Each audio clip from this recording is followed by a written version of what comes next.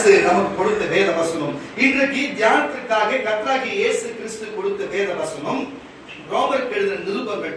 ரோமருக்கு எழுதின நிருபங்கள் 8ஆம் அதிகாரம் 13ஆம் வசனம். ரோமருக்கு எழுதின நிருபங்கள் 8ஆம் அதிகாரம் 13ஆம் வசனம். மாம்சத்தின்படி பிழைத்தால், நல்லா கேளுங்க, மாம்சத்தின்படி பிழைத்தால், மாம்சத்தின்படி பிழைத்தால், மாம்சத்தின்படி பிழைத்தால், சாவீர்கள், சாவீர்கள். ஆவியினாலே, ஆவியினாலே சரீரத்தின் செய்கைகளை அழித்தால், ஆவியினாலே சரீரத்தின் செய்கைகளை, ஆவியினாலே சரீரத்தின் செய்கைகளை அழித்தால் பிழைப்பீர்கள், அழித்தால் பிழைப்பீர்கள், அழித்தால் பிழைப்பீர்கள். ஹalleluya. அப்ப என்ன வார்த்தை தேவன் பேச வருகிறார்? அப்படி வாசியா. மாம்சத்தின்படி, நல்ல கேட்டு, மாம்சத்தின்படி பிழைத்தால், பிழைத்தால், சாவீர்கள், சாவீர்கள். ஆவியினாலே, ஆவியினாலே சரீரத்தின் செய்கைகளை அழித்தால், செய்கைகளின் எல்லாத்தையும் அழித்தால் பிழைப்பீர்கள், பிழைப்பீர்கள். கரண தட்டி ஒரு அலையா சொல்லுவாங்க. அப்ப சரீரத்தின்படி பிழைத்தால் சாவீர்கள் என்று வேதம் சொல்லுகிறது. எது சரீரத்தினால பிழைக்கிறதுனா முதல் பிழைப்பு என்ன? பிழைப்பு என்ன? உங்களுக்கு அது குறித்து நான் பேசணுமா இல்ல உங்களுக்கு பிழைப்புனா தெரிந்த ஒரு அலையா சொல்லுங்களேன். பிழைப்பு ஈஸியான சாப்பிடுறது, வேலைக்கு போறது, ஒண்ணு வேலைக்கு போய் சம்பாதிக்கிறது, அது ஒரு பிழைப்பு. பசி எடுத்துட்டு சாப்பிட்டு ஆரோக்கியமா வச்சுக்கிறது, இதெல்லாம் பிழைப்பு. ரெண்டு பிழைப்பு இருக்குது. ஒண்ணு சாப்பிடுறது, சாப்பிடறதுக்கு சம்பாதிக்கிறது. புரிஞ்சுதா? கரெக்ட் வரையில சொல்லுங்க. பிழைப்பு என்பதை குறித்து நான் ஆழமா போக வேண்டியதில்லை. ஏன்னு சொன்னா உங்களுக்கு பிழைப்பு என்று சொன்னா உங்களுக்கு தெரியும். பிழைப்பு என்று அவன் பிழைப்பு இல்லாம ஒரு நாள் இருந்ததே இல்லை. எல்லாருக்கும் ஒரு பிழைப்பு இருக்குது. ஆமாண்ணா வழியா சொல்லுங்க. அப்போ ஒரு மனுஷன் பாருங்க, ஆவியினாலே பிழைத்தான்னா அது வேற விஷயம். மாம்சத்தினால ஒரு மனுஷன் பிழைப்பான்னு சொன்னா அவன் சாவான் என்று சொல்லப்படுது. வேற மறுபடியும் வாசி. மாம்சத்தின்படி பிழைத்தால், மாம்சத்தின்படி பிழைத்தால் சாவீர்கள், சாவீர்கள். ஆவியினாலே, ஆவியினாலே சரீரத்தின் செய்கைகளை அழித்தால் பிழைப்பீர்கள், பிழைப்பீர்கள். ஹalleluya. மாம்சத்தினாலே என்று சொன்னா கர்த்தருடைய பிள்ளைகளே பாருங்க, மாம்சத்துக்கு என்று பிழைக்கிறது சொன்னா அனுதினமும் வேலைக்கு போகி, அனுதினமும் சம்பாதித்து, அனுதினமும் அதை சேர்த்து வைத்து, அனுதினமும் உணவு புசித்து சாப்பிடுகிறீர்களே. இந்த உலகத்திலே பில்கேட்ஸா இருக்கட்டும், இந்த உலகத்திலே அம்பானியா இருக்கட்டும், இங்க இருக்கிற இந்தியாவில் இருக்கிற பணக்காரர்கள் யாராவது அதானியா இருக்கட்டும், நான் சொல்லுகிறேன் கர்த்தருடைய பிள்ளைகளே, இப்படிப்பட்ட பெரும் முதலாளிகள் பணக்காரர்களா இருந்தாலும் சரி, தினமும் பிழைக்கிறார்கள், தினந்தோறும் சேர்த்து வைக்கிறார்கள், தினமும் புசிக்கிறார்கள், தினமும் உணவு உட்கொள்கிறார்கள். ஆனாலும் இவர்களுக்கு மரணம் வராது போகுமா? மரணம் வரும் என்று சொன்னா ஒரு அழகியா சொல்லுங்களேன். இவர்களுக்கு சாவு வரும் என்று சொன்னா ஒரு அழகியா சொல்லுங்களேன். அப்ப இந்த உலகத்திலே மனுஷனாய் பிறந்த இருந்தா வேதம் சொல்லுகிறபடி 120 வயசு பாருங்க, பலத்தின் மிகுதியினாலே இல்லை என்று சொன்னா 80 வயது. 80 வயதுக்கு மேல ஒரு மனுஷன் சொன்னா பலத்தின் மிகுதியாக தான் இருக்க முடியுமே தவிர 80 வயசுக்கு அப்புறம் இருக்கிறது கஷ்டம், மற்றவங்களுக்கு பாரமா இருப்பார்கள். அப்ப என்னத்தான் தங்க வசமும் தின்னவன் மண்ணுக்குள்ள என்று சொல்லுவார்கள். என்னத்தான் பாருங்க முன்னாள் முதலமைச்சர் பொன்மலை செம்மல் எம்ஜி ராமச்சந்திரன் அவர்கள், அவருடைய வரலாற்றை நம்ம பார்க்கும் பொழுது அவர் தங்க பஸ்மத்தை அவர் சாப்பிட்டவர், தங்க பஸ்மத்தை புசித்தவர் என்று எல்லாரும் அதை சொல்லுகிறார்கள். அவர் ஆரோக்கியமான வஞ்சர கருவாடுகளை சாப்பிட்டாரு, அவர் ஆரோக்கியமான பொருட்களை சாப்பிடுவாரு. யார் அவர் வீட்டுக்கு போனாலும் எப்பொழுதுமே தடபுடன விருந்து வைப்பாரு. அவர் நம்பி வரணும் சாப்பிடாம போகக்கூடாது சொல்லுவாரு. அப்ப சாப்பாடு சோறுன்னு சொல்லப்படுகிற காரியங்கள்லாம் அதே மாதிரி சத்துணவு திட்டத்தை கொண்டு வந்தார். இதெல்லாம் உங்களுக்கு தெரியுங்களே. அப்போ அவரும் அவர் வீட்டுக்கு கூப்பிட்டு விருந்து கொடுப்பாரு. அப்ப அவங்க தேடி வருவது சாப்பிட்டு போன்னு சொல்லுவாரு. அப்போ தமிழ்நாடு மக்கள் பிள்ளைகளுக்கும் உணவு கொடுத்திருக்கிறாரு, அவர் தங்க பசுமும் சாப்பிட்டிருக்கிறார் சொல்லியிருந்தாலும், அப்போ அவர் பிழைப்புக்கு என்ன செய்தாரு? பிழைப்புக்கும் என்ன காரியத்துக்கு வேலைக்கு செய்தார்? அவர் பிழைப்பு சாப்பிடுறதுக்கும் அவர் உணவு சாப்பிட்டாரு. ஆமான வேலையை சொல்லுங்களேன். ஆனா உயிரோடு இருக்கிறாரா? மண்ணுக்குள்ளதான் இருக்காரு. மண்ணுக்குள்ளதான் 75 வயசுக்கு மேல அவர் இல்ல. அவ்வளவுதான் சாப்பிட்டார். 75 வயசுக்கு மேல அவர் இல்ல. முடிஞ்சு போச்சு ஒரு கட்டம். உள்ள அதுக்கு முன்னாடி அவருக்கு பல சுகர், பிரஷர், பல வியாதி அவருக்குள்ள இருந்தது. உங்களுக்கு கண் பார்வை குறைஞ்சு போச்சு, முடிப்பட்டி போச்சு, நிறைய பிரச்சனை அவருக்கு இருந்தது. அதனால நான் சொல்லுகிறேன், என்னத்தான் மனுஷன் வரும் மாம்சத்தின்படி நீங்கள் பிழைப்பீர்கள் என்று சொன்னா ஒரு நாள் சாவீர்கள். அவர் பிழைப்புக்காக எத்தனை காரியம் செய்தாலும், பிழைப்புக்காக ஒரு உணவு சாப்பிட்டாலும், விலை உயர்ந்த பொருளை அவர் புசித்து சாப்பிட்டிருந்தாலும், அவர் பிழைப்பு பாருங்க, மாம்சத்தினாலே பிழைத்தால் சாவீர்கள். அப்ப மாம்சத்தினாலே சரீரம் பிழைக்கும்படிக்கு அவரை சாப்பிட்ட எல்லா பொருளுமே வீணாய் தான் இருந்திருக்கிறது. அது நிமித்தமே சுகர் வந்திருக்கிறது. அது நிமித்தமே இறுதியில் என்ன செய்தார்? அவர் செத்து போனார். வேதம் அப்பதான் சொல்லுங்க. மாம்சத்தின்படி பிழைத்தால், நல்லா கேளுங்க, மாம்சத்தின்படி பிழைத்தால் சாவீர்கள். ஆவியினாலே சரீரத்தின் செய்கைகளை சரீரத்தின் செய்கைகளை அழித்தால் பிழைப்பீர்கள். உள்ள மாம்சத்தை அழிக்காம உட்கார்ந்து நீ இந்த மாதிரி யாருக்கு தெரியும்? நீ பார்த்துருக்க வேலை பார்த்துருக்கிறியே, இது உனக்கு நியாயமா? இது உனக்கு நல்லதா? சொல்லி இதெல்லாம் உனக்கு நல்லதா இருக்குமா? பின் காலத்துல வாழ்க்கைக்கு நல்லதா வருமா? இதெல்லாம் நல்லது கொண்டு போய் சேருமா? உன்னையும் ஏமாத்திக்கின்னு, சபையை ஏமாத்தி, தேவனை ஏமாத்திக்கின்னு, யாருக்கு இல்லாத காரியத்தை செய்ய போறீங்களோ? கடவுளை இது ரொம்ப சரியில்லை. நானே இந்த கோட்டை கட்டை நானே அவிழ்த்து விடுறேன். இன்னைக்கு அந்த கட்டை அவிழ்த்து விடுறேன். இன்னைக்கு அவிழ்த்து விடுறேன். இயேசுவின் நாமம் போட்டோம். இனிமே தேவையில்லை. எது கரம் தட்டி ஒரு எல்லாம் சொல்லுவோமா? கரம் தட்டி ஒரு எல்லாம் சொல்லுவோமா? நான் சொல்லுகிறேன் கர்த்தருடைய பிள்ளைகளே, அப்ப மாம்சத்தின்படி ஒருவன் பிழைப்பான் என்று சொன்னா அவன் சாகவே சாவான். அப்ப இன்றைக்கு விலை உயர்ந்த பொருளை சாப்பிடுகிறேன், நான் அதுக்கு சாப்பிடுகிறேன், நான் டயட் இருக்கிறேன், நான் அப்படி இருக்கிறேன், நான் இப்படி இருக்கிறேன், இதுக்கு இருக்கிறேன், அதுக்கு இருக்கிறேன் என்று சொல்லி மாம்சத்தின்படி பிழைக்கிற எந்த மனுஷியா இருந்தாலும், எந்த பில்கேட்ஸா இருந்தாலும், அது மட்டும் இல்ல, எந்த அதானியா இருந்தாலும், அம்பானியா இருந்தாலும், யாரா இருந்தாலும் சரி, அவங்க முதலமைச்சரா இருந்தாலும், சூப்பர் ஸ்டார் ரஜினிகாந்தா இருந்தாலும், அவர்கள் பிழைப்புக்கென்று ஒரு வேலை செய்தாலும் சரி, அவர் மாம்சத்துக்கென்று பிழைத்து இருந்தாலும் ஒரு நாள் சாகவே சாவார்கள். அல்லேலூயா. இன்றைக்கு வேணாலும் நமக்கு விலை உயர்ந்த உணவு நம்ம புசிக்காமல் இருக்கலாம். இன்றைக்கு வேணாலும் நம்ம டயட் இல்லாம இருக்கலாம். இன்னைக்கு நம்ம கிடைக்கிற சோத்தை சாப்பிட்டு நம்ம இருக்கிறத பார்த்துக்கலாம். ஆனால் அதெல்லாம் பிரச்சனை இல்லை கர்த்தருடைய பிள்ளைகளே. வேதம் என்ன சொல்ல? விட்ட வசந்த வாசி. மேலும் எவர்கள் தேவனுடைய ஆவியினாலே நடத்தப்படுகிறார்களோ அவர்கள் தேவனுடைய புத்திரராய் இருக்கிறார்கள்.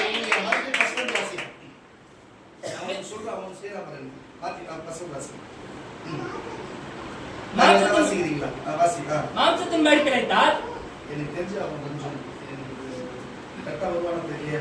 ரெடியா இருக்கியா? மாம்சத்தின்படி பிழைத்தால் சாவீர்கள். ஆவியினாலே சரீரத்தின் செய்கைகளை அழித்தால் பிழைப்பீர்கள். அல்லேலூயா. யார் இங்க ஆவியினாலே சரீரத்தின் செய்கைகளை, மாம்சத்தின் செய்கைகளை அழிக்கிறது? அல்லேலூயா. யார் அழிக்கிறது? இங்க யார் அழிக்க கூடும்? இங்க யாரால அழிக்க முடியும்? தேவன் அதுதான் சொல்ற. மாம்சத்தினால உலக வாழ்க்கையின்படி, உலகத்தின்படி, உலகத்தில் இருக்கிற ஒவ்வொரு காரியத்தின்படி, உலக பணத்துக்கு, உலக பொருளுக்கு, உலக ஆசைக்கு, உலக காரியத்துக்கு, உலகத்தினாலே சாப்பிட்டு இதை சாப்பிட்டு அதை சாப்பிட்டு நான் அங்க போன இங்க போன உலகத்தின்படி பிழைக்கிறவர்கள் எல்லாரும் சாவீர்கள். அதை விட்டுட்டு அடுத்த வசனம் வாசி. மேலும் எவர்கள் தேவனுடைய ஆவியினாலே வாசி. மேலும் எவர்கள் தேவனுடைய ஆவியினாலே நடத்தப்படுகிறார்களோ, நீ வாசி. பஸ்பந்தலமா நான் விட்டல அதிலிருந்து வரணும். அவர்ட்ட வர மாட்டேன். மேலும் எவர்கள் தேவனுடைய ஆவியினாலே ஏஞ்சலுக்கா நீ வாசி மாட்டே. நீ வாசி. மேலும் எவர்கள் தேவனுடைய ஆவியினாலே நடத்தப்படுகிறார்கள். முன்னாடி வசனத்திலிருந்து வாசி. மாம்சத்தின்படி பிழைத்தால் சாவீர்கள். ஆவியினாலே, இதுதான் சொல்றேன். இந்த வார்த்தையை தான் கேட்கிறேன் நான். ஆவியினாலே சரீரத்தின் செய்கையை அழித்தால். ஆவியினாலே சரீரத்தின் செய்கையை அழித்தால். சபைக்கு சொல்லுவதை காதுள்ளவன் கேட்க கடவன். ஒழுங்கா சொல்றேன். ஒழுங்கா என் கூட அதான் சொன்னேன்.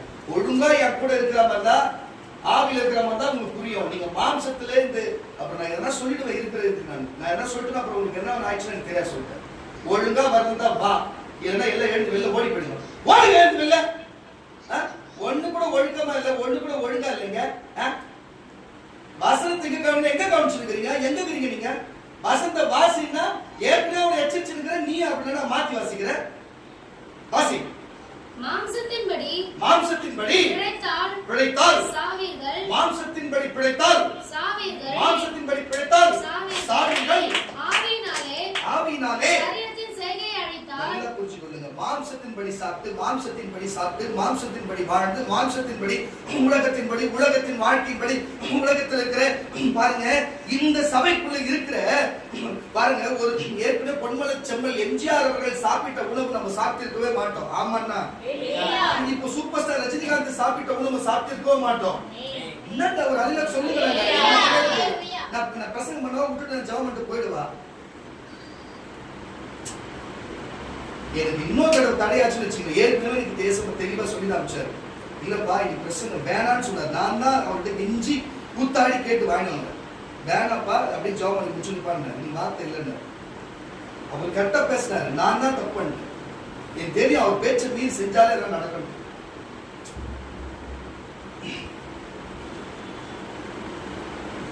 அப்போ ஒரு மாம்சத்தின்படி பாருங்க பில் கேட்ஸோ இல்ல வெளியில இருக்கிற யாரும் சரி அவங்க அவ்வளவு வெளிநாட்டுல இருக்கிறவங்க அவ்வளவு அவ சாப்பிட்ட சாப்பாடு நம்ம சாப்பிட முடியுமா? ஆனால் அது வேற என்ன சொல்றா, மாம்சத்தின்படி என்னதான் சாப்பிட்டாலும் என்னதான் வாழ்ந்தாலும் மாம்சத்தின்படி பிழைக்கிறவன் சாவான். அப்ப வாசி. மாம்சத்தின்படி பிழைத்தால் சாவீர்கள். ஆவியினாலே. நான் திருப்பி ஒரு தடவை சொல்றேனே, அதை விட்டுட்டு கட்ட அந்த பாயிண்ட் வந்து வாசிக்க மாட்டியா? நீ வாசிக்க மாட்ட. வாசி. நீ எங்கதான் இருக்க? வாசி. ஆவியினாலே சரீரத்தின் செய்கைகளை அழித்தால். ஆவியினாலே சரீரத்தின் செய்கைகளை அழித்தால். ஹalleluya. இதுதான் சொல்றேன். இது வரைக்கும் உங்களுக்குள்ள மாம்சம் இருக்கு, ஆவியில இருந்ததுன்னா நான் ஒரு வார்த்தை சொல்லும் போதே அவர் ஆவியானவர் ஐயோ கொந்தளிக்கிறாரே என்று சொல்லி ஆவியில நீங்க விட்டுருப்பீங்க. நான் என்னத்துல என் வாயில சொல்றேன் வசனம் வாழ்க்கையில பண்ணிக்கிட்டேன். வாழ்க்கையில பண்ணிக்கிட்டு நீங்க யாருக்கு ஆவியில இல்லை. ஆவில இருந்தா எனக்கு ஆவிக்குரிய நான் ஆவில இருந்து நான் பேசுறேன். ஆவிக்கு பதில் வரலையே. மாம்சத்தில் இருந்தா மாம்சத்தினுடைய வார்த்தை வாழ்க்கையில பண்ணிக்கிட்டு நான் என்ன பேசுறேன். சரி, இதுக்கப்புறம் உங்களுக்கு பேச நேரம் எல்லாமே பிரயோஜனம் இல்லாத இருக்கிறீங்க. எனக்கு தெரிஞ்சு இந்த வசனமே எடுத்து வேஸ்ட் தான் பண்ணுறேன். தெரிஞ்சு கஷ்டமா இருக்கு. என்ன பண்றது? கொஞ்சம் படிக்க தெரிஞ்சு நானே வசனத்தை வாசி நானே கொடுப்பேன். என்ன பண்றது?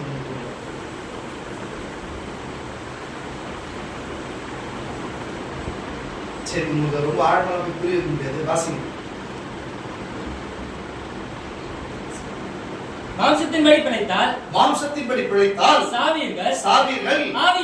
ஆவியினாலே சரீரத்தின் செய்கைகளை எல்லாம் அழித்தால் பிழைப்பீர்கள். புரியுதா? அப்போ நீங்க எல்லாரும் உட்கார்ந்து எல்லாரும் மாம்சத்தா இருக்கிறீங்க. நீங்க எல்லாம் சாவீங்க. அது மட்டும் மனசுல வச்சுங்க. புரியுதா? ஆவியில் இருக்கிறவன் என் கூட ஆவியில் ஓடி வந்திருப்பான். ஆவியில் இருக்கிறவன் எனக்கு ஒரு அலையில சொல்லிருப்பான்.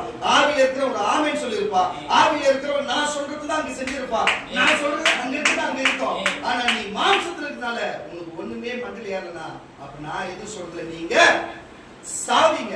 மாம்சத்துல பிழைக்கிறவன் நீ என்னதான் சாப்பிட்டு வந்தாலும் என்னதான் நீ என்ன செஞ்சுட்டு வந்தாலும் சரி மாம்சத்துல இருக்கிறவன் சாவீர்கள். ஆவியில் இருக்கிறவன் வாசி. எவ்வளவு தூரம் கட்சி மூஞ்சில துப்புடா கூட திருப்பி வாசிக்க மாட்டோம். வாசி. சரீரத்தின் செய்கைகளை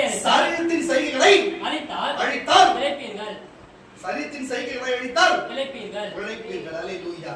அப்ப இதுல இருந்து நான் சொல்ல வரேன் கர்த்தருடைய பிள்ளைகளே, தயவு செய்து சொல்லுகிறேன். ஆவியில இருந்தா பாருங்க, மாம்சத்துல என்னதான் சாப்பிட்டாலும் என்னதான் வாழ்க்கை வாழ்ந்தாலும் என்னதான் இருந்தாலும் இப்ப உட்கார்ந்து மண்டு மாதிரி உட்கார்ந்துக்கிறீங்க. ஒண்ணுமே புரியாத மாம்சத்துக்கு ஒரு அலையில சொல்ல மாட்டீங்க, ஒரு ஆமே சொல்லாத உட்கார்ந்துக்கிறீங்களே. நீங்க எல்லாம் மாம்சத்துல இருக்கிறீங்க. நீங்க மாம்சத்துல என்னதான் சாப்பிட்டாலும் என்னதான் செய்தாலும் நீங்கள் சாகவே சாவீர்கள். ஆவியிலே மாம்சத்துக்குரிய காரியத்தை எல்லாத்தையும் அழித்தால் ஒழிய நீங்கள் பிழைப்பீர்கள். அப்ப இது எப்படி பிழைக்கிறது? இப்போ ஜோக் கொடுத்து பாவ மன்னிப்பு கேட்டிருந்தீங்களே, பாவ மன்னிப்பு கேட்கும்போது உங்க வேலையில காமிச்சிருந்தீங்களே, இதெல்லாம் பாவ மன்னிப்பா? இதெல்லாம் பாவ மன்னிப்பா? இதெல்லாம் மாம்சத்தை நீங்க எல்லாம் ஆவியில ஜெயிச்சதா? இதெல்லாம் ஆவியில ஜெயிச்சதா? இதெல்லாம் வாசனை புரிய போற வாசனை. மாம்சத்தின்படி பிழைத்தால் சாவீர்கள். ஆவியினாலே நல்லா கேட்டுங்க. ஆவியினாலே சரீரத்தின் செய்கைகளை அழித்தால் பிழைப்பீர்கள். கரங்களை தட்டி வரலையா சொல்லு. அப்ப ஆவியின்படி வாசிடா. சரீரத்தின் செய்கைகளை அழித்தால் ஆவியினாலே சரீரத்தின்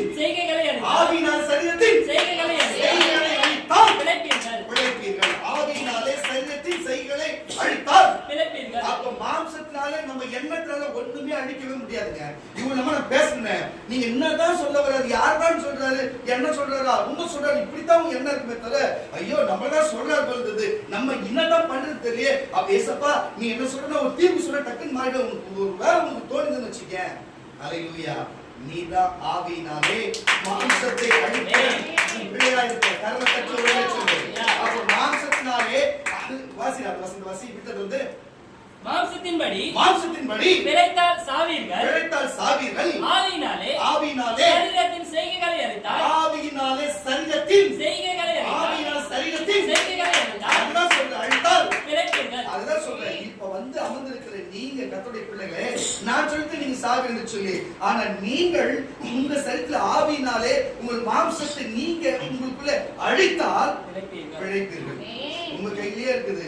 நீங்களே மாம்சத்துக்குள்ள இருக்கிறீங்க, நீங்களே ஆவிக்குள்ள இருக்கிறீங்க. நீங்களே அதை அழித்தால் நீங்கள் பிழைப்பீர்கள். கரங்களை தட்டி ஒரு வேளை சொல்லுவாங்க, நீங்கள் வந்திருக்கிற கர்த்தருடைய பிள்ளைகளே, நீங்கள் சாகணுமா பிழைக்கணுமா?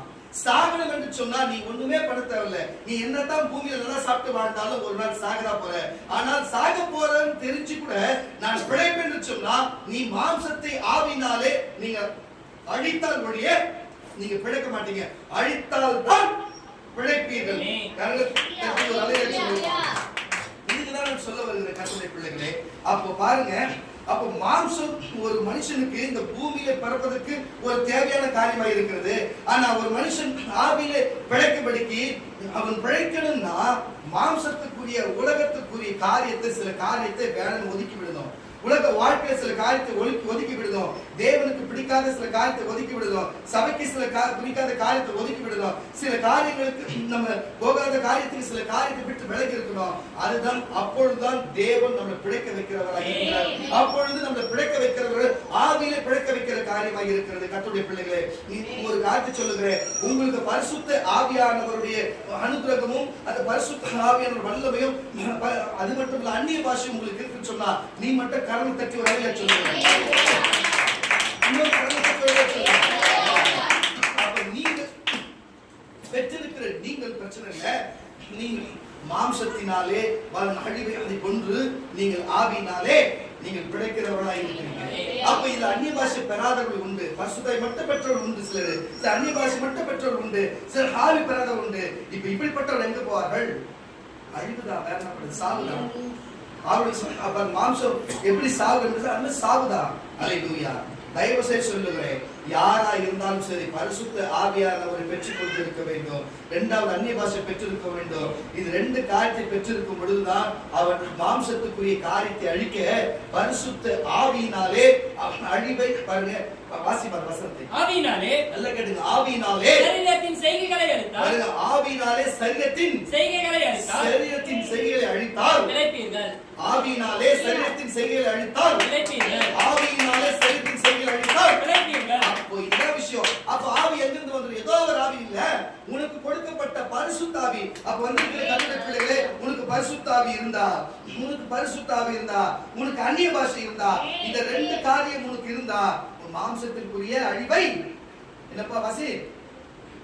ஆவியினாலே சரீரத்தின் செய்கைகளை அழித்தால், ஆவியினாலே சரீரத்தின் செய்கைகளை அழித்தால் பிழைப்பீர்கள். நீங்கள் பிழைப்பீர்கள். அல்லேலூயா. அப்போ உன்னாலே முடியாது, என்னாலே முடியாது. ஆனா ஒண்ணு முடியும், உனக்குள்ள இருக்கிற பரிசுத்த ஆவியானவராலே உனக்கு விரோதமாக எழும்புகிற மாம்சத்தை அழிக்க முடியும். நீங்கள் ஆவியினாலே பிழைப்பீர்கள். நீங்க பிழைத்தா நீங்க பரலோகம் போவீங்க. அல்லேலூயா. அப்ப வந்திருக்கிற கர்த்தருடைய பிள்ளைகளே, பரிசுத்த ஆவியானவர் இல்லாதவர்கள் பெற்றுக்கொள்ள வேண்டும், அந்நிய பாஷை இல்லாதவர்கள் பெற்றுக்கொள்ள வேண்டும். இல்லை என்று சொன்னா இந்த வசனத்துல முன்பு சொன்னது போல நடக்கும். அது எப்படி? அப்ப இல்லைன்னா பெற்றுக்க. மொழிக்காரர் இருக்கிறார், தேவன் இருக்கிறார், சபை இருக்கிறது, கேட்கிற காதுள்ளவன் சபைக்கு பரிசுத்தான் சொல்லி காதுள்ளவன் கேட்க கடவுள் கேளுங்கள் உங்களுக்கு அவர் கொடுக்கப்படும் என்று வேதம் சொல்லி நாமத்தால் எதை கேட செய்வேன் சொல்லப்பட்டிருக்கிறது. அப்போஸ்தலர் தங்கள் கைகளை மேல் வைத்து ஊதினார்கள், பரிசுத்த ஆவியானவர் அவர்கள் இறங்கி வந்தார் வேதம் சொல்கிறது. அதனால இதெல்லாம் பெரிய விஷயம் இல்ல. விசுவாசத்தோடு நம்பிக்கையோடு கேட்கும் பொழுது தேவன் நமக்கு கொடுத்து பெரிய அற்புதங்களை செய்ய வல்லவராக இருக்கிறார். வாசிக்க கேட்க அப்போஸ்தலர் நடவடிக்கையின் புஸ்தகம் 27ஆம் அதிகாரம், அப்போஸ்தலர் நடவடிக்கையின் புஸ்தகம் 27ஆம் அதிகாரம் 31 இருந்து 34 வரை வசனங்களை வாசிக்க கேட்கலாம். அப்போஸ்தலர் நடவடிக்கையின் புஸ்தகம் 27ஆம் அதிகாரம் 31 34 வரை வாசிக்க கேட்கலாம். சீக்கிரம். பவுல் நூற்றுக்கு அதிபதியை சேவகர்களை நோக்கி இவர் கப்பலில் இராவிட்டால் பாருங்க என்ன ஒரு சம்பவம் நடக்குதுன்னு சொன்னா பாருங்க அங்க இருக்கிற கிறிஸ்தவர்களையும் ஒரு சிலரையும் அப்போஸ்தலனாகிய பவுலையும் அங்க இருக்கிற குடிமக்களையும் நாடு கடத்தி வேறொரு சிறைச்சாலைக்கு தள்ள வேண்டும் என்று சொல்லி அவர்கள் கப்பல் வழியே பிரயாணமாய் போகிறார்கள். அப்ப நூற்றுக்கு அதிபதியும் அங்க இருக்கிற கப்பல் ஓட்டி மாலுமியும் எல்லாரும் இருக்கிறார்கள். அப்ப இருக்கிற வேளையில பெரும் காற்று பெரும் புயல் பாருங்க கிட்டத்தட்ட ரொம்ப சேதப்படுத்துகிறது கிட்டத்தட்ட 14 நாட்களை சேதப்படுத்துகிறது. 200க்கும் மேற்பட்ட மனுஷர்கள் அங்கு தவித்துக் கொண்டிருக்கிறார்கள். அக்கரைக்கு போகவே முடியல. ஆனா தேவன் சொல்லியிருந்தார், நீங்கள் பயப்படாதிருங்கள், கப்பல் சேதமை அஞ்சி உங்களுக்கு உயிர் சேதம் ஒன்று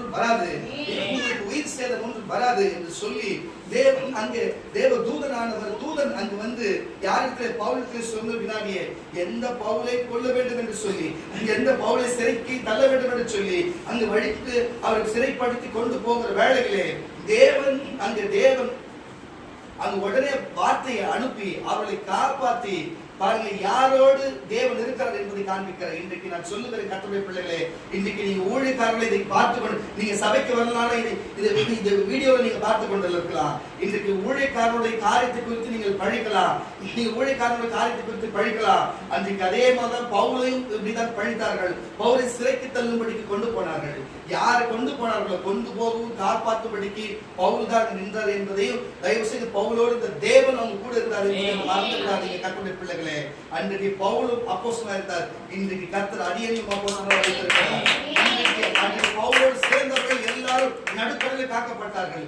இன்றைக்கு சொல்லுகிற கர்த்தருடைய பிள்ளைகளே, இந்த விடுதலை சுவிசேஷ ஊழியத்தில் இருக்கிற நீங்கள் கொள்ள நோய்களிலிருந்தோ அதிர்ச்சியிலிருந்தோ அது கொள்ளாத காலத்தில் கர்த்தர் தாக்குப்பிடித்து வைத்திருக்கிறார். கவனத்தோடு எச்சரிக்கையா இருங்க. ஆனா நீங்கள் பிழைக்க வேண்டும் என்று சொன்னார். நல்லா புரிஞ்சுக்கொள்ளுங்க. அவங்க பசியிலும் பட்டினியிலும் வேதனையிலும் துன்பத்தில் இருக்கிற வேளையிலே அங்க போய் பவுல் என்ன சொல்லிருக்கிறார், நம்ம பிழைக்க வேண்டும் என்று சொன்னா நம்ம அப்பம் புசித்தாக வேண்டும் என்று சொல்லுகிறார். நீங்க புசிங்க, நம்ம பிழைக்கணும்னு சொன்னா அப்ப மாம்சத்தின்படி நம்ம பிழைக்கணும். புரியுதா? மாம்சத்துல பாருங்க, மாம்சத்துக்கு இப்ப நம்ம சாப்பிடாம இருக்கிறதுனால ஆவி வந்துடும், ஆவி வந்து பிழைக்க வச்சிடும் அப்படிலாம் கிடையாது. நான் சொல்றது உங்களுக்கு அர்த்தம் புரியுதா?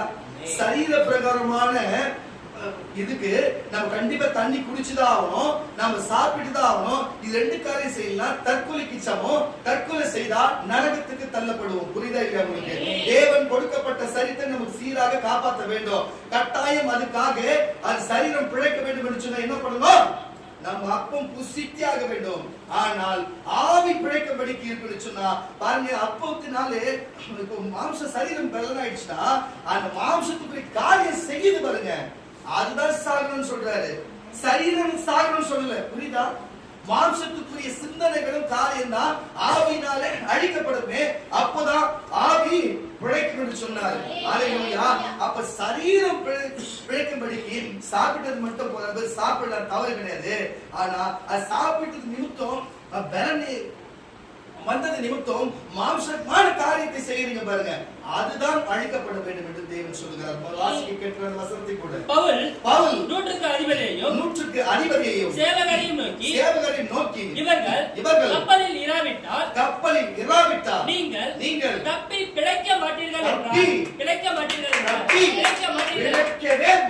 என்றார். அப்பொழுது ஓர் சேவகர் கடவின் கயிறுகளை அறுத்து அதை தாழ விட்டார்கள். பொழுது விடிகையில் எல்லாரும் போஜனம் பண்ணும்படி பவுல் அவர்களுக்கு தைரியம் சொல்லி நீங்கள் இன்று 14 நாளாய் ஒன்றும் சாப்பிடாமல் பட்டினியா இருக்கிறீர்களே, ஆகையால் போஜனம் பண்ணும்படி உங்களை வேண்டிக் கொள்ளுகிறேன். நீங்கள் தப்பி பிழைப்பதற்கு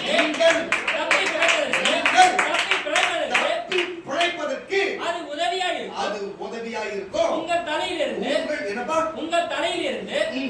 உங்கள் தலையிலிருந்து ஒரு மயிரும் விடாது என்றார். கரங்களை தட்டி ஒரு பெரிய கரங்களை. அப்போ ஒரு மனுஷனுடைய சரீரம் பிழைப்பதற்கு என்ன அவசியமாக இருக்கிறது? அப்பம் அவசியமாக இருக்கிறது. ஒரு ஆவி ஆத்மா பிழைப்பதற்கு எது அவசியமாக இருக்கிறது?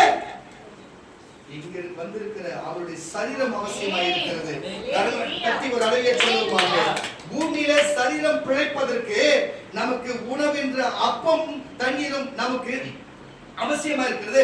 அதனாலே பிழைக்கிறார்கள். ஆனா ஆவி ஆத்மா பிழைத்து பரலோகத்துக்கு போக வேண்டும் என்று சொன்னா அவருடைய சரீரம் தான் நமக்கு ஆதாரமா இருக்கிறது. அப்பதான் நம்ம ஆவி ஆத்மா பிழைக்கும். கரங்களை தட்டி ஒரு அலையில சொல்லுவாங்க. அப்ப இப்படிப்பட்ட ஒரு காரியம் இருக்கிறது. கர்த்தருடைய பிள்ளைகளே, நம்ம இதை புரிந்து நம்ம தெளிவான காரியத்தை புரிந்து நடக்க வேண்டும். கர்த்தருடைய பிள்ளைகளே, இதெல்லாம் தேவன் விரும்புகிறார். வாசிக்க கேட்கலாம். கலாத்தியர் புஸ்தகம் 3ஆம் அதிகாரம். கலாத்தியருக்கு எழுதின நிருபங்கள் 3ஆம் அதிகாரம் 11ஆம் வசனத்தை கூட சீக்கிரம் வாசிக்கலாம். நியாயப்பிரமாணத்தினாலே பாருங்க, இதுதான் சொல்லுகிற கர்த்தருடைய பிள்ளைகள். ஒரு கரங்களை தட்டி ஒரு அழுக சொல்லுங்க. என்ன சொல்லுகிறான்னு சொன்னா பாருங்க, அப்ப சரீரம் பிழைக்கணும்னா, நல்லா கேட்டுங்க, சரீரம் பிழைக்கணும்னா அப்பம் அவசியமா இருக்குது. ஒரு அழிவு ஒரு பாயிண்ட் பாருங்க. பிழைப்புக்கு என்னென்ன அவசியம்னா அப்பம் அவசியம். ஒரு மனுஷன் பிழைப்பதற்கு மனுஷனுக்குள்ள தான் ஆவிக்குது, ஆத்மாவுக்கு சரீரம் இருக்குது. ஆமால ஆமா சொல்லு. அப்போ இது மூணுமே பிழைக்கணும்னா நமக்கு முதல் தேவை அப்பம் வந்துச்சா எழுதிங்க. இப்ப ஆவின்படி பிழைக்கணும்னா ரெண்டு காரியம் இருக்குது. ஒரு காரியம் அவருடைய வார்த்தை, அவருடைய வார்த்தை வசனம். சரிங்களா? இது ரெண்டு வார்த்தையும் வசனம் ரெண்டும் ஒண்ணுதான். அப்போ வார்த்தை அப்படின்னு வச்சுக்கலாம். அப்போ வார்த்தை நோட் பண்ணிக்கோ.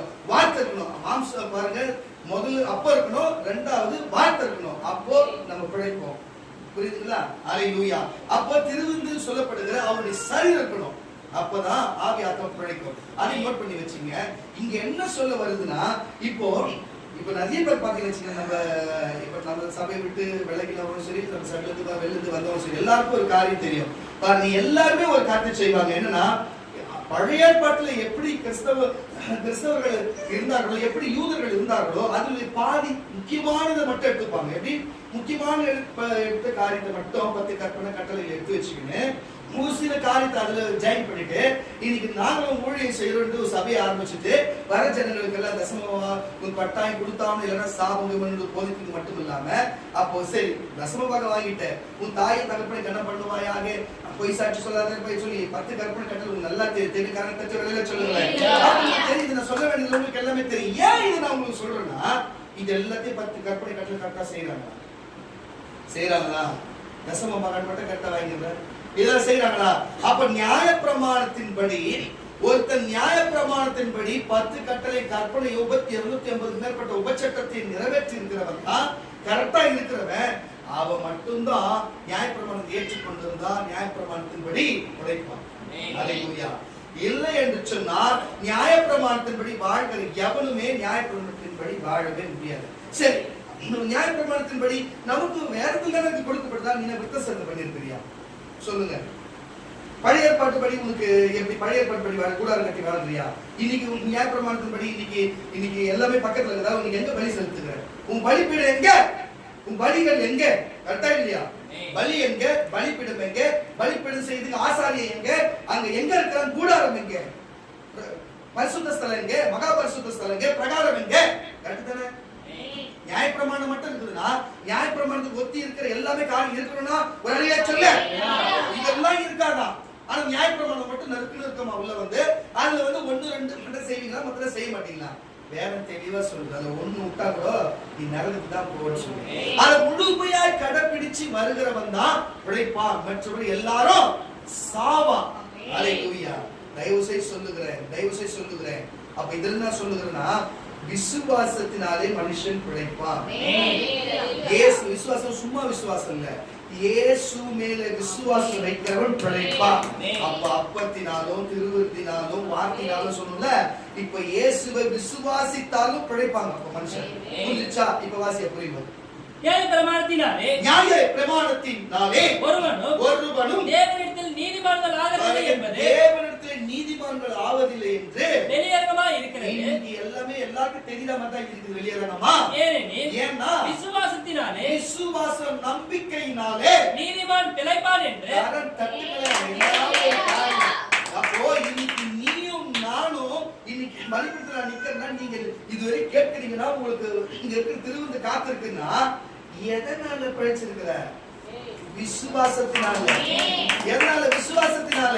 உனக்கு மட்டும் இயேசு மேல விசுவாசம் இல்லைன்னா, இயேசுவை விசுவாசிக்காத இருக்கிறான் பாரு, அவன் தான் நியாயப்பிரமாணத்தை வச்சுக்கிறான். அவன் தான் யூதன், அவன் தான் இஸ்ரவேலன், அவன் தான் இன்னைக்கும் இருக்கிற யூதர்கள் வழிபடுகிற இடத்துல இருக்கிறான். அவன் இயேசுவை தேவனை விசுவாசிக்கிறானா? இல்ல மெசியாவை விசுவாசிக்க என்ன பண்றான் அவன்? எதனா இயேசுக்கு நமக்கு அவங்களுக்கு எதாவது சம்பந்தம் இருக்குதா?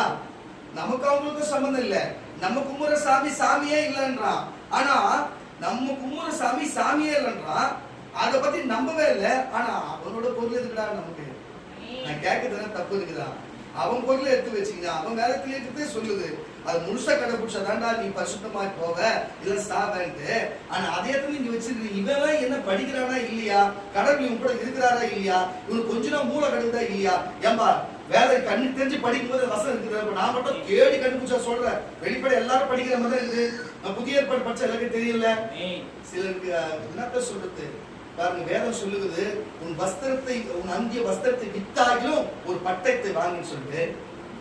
சிலதெல்லாம் என்னத்த சொல்றது சொல்லிதான் அவங்க பவுண்டேஷன் வாங்க காசு இருக்கும், அவங்க லிப்டிக் வாங்க காசு இருக்கும். இன்னும் பல பேருக்கு உதவி செய்யறதுக்கு, மற்றவங்களுக்கு நன்மை செய்யறதுக்குலாம் கூட அவங்களுக்கு எல்லாம் காசு இருக்கும். ஒரு பைபிள் வாங்க காசு இருக்காது. வேதம் சொல்லுகிறது, வஸ்திரத்தை போட்டுங்கிற உடைய வித்தாடிலும் ஒரு பட்டயத்தை வாங்க என்று சொல்லி, இருபுறமும் கருப்புள்ள பட்டயத்தை. ஆனா யார் யார் பைபிள் வச்சிருக்கு? இவ்வளவுதான் நீ. இயேசு சொல்லுகிறார், என்னை நேசிக்கிறவன் என் வார்த்தை வசனம் கை கொள்வான். அந்த வசனம் எங்கேயா இருக்குது? வேதத்துக்கு தானே இருக்குது. வேதத்தை புரிஞ்சுக்கிறீங்களா? பழைய பட்டு புதிய படுங்களா? நீ எல்லாம் என்னத்தான் நீ மேக்கப் போட்டு என்னத்தான் வேஷம் போட்டாலும் சரி, நீ யாருக்கு தேவனுக்கு தெரியும். இன்னோட விட்டு எல்லாத்தையும் மாற்றி தெளிவா இருந்தா இது இல்லைன்னா கர்த்தர் எல்லா நேரத்திலும் பொறுமையா இருக்குன்னு நினைக்க முடியாது. கரங்க தட்டி ஒரு அழகா சொல்லி வாசிக்க கேட்ட வசனத்தை, நியாயப்பிரமாணத்தினாலே ஒருவனும் தேவனிடத்தில் நீதிமான்கள் ஆவதில்லை என்பது, ஒருவனும் தேவனிடத்தில் நீதிமான்கள் ஆவதில்லை என்று வெளியரங்கமாக இருக்கிறது. வெளியரங்கமாவே தெளிவா இருக்குது. ஏன்னா விசுவாசத்தினாலே நீதிமான் பிழைப்பான் என்று எழுதியிருக்கிறது. எத்தனை வசனம்?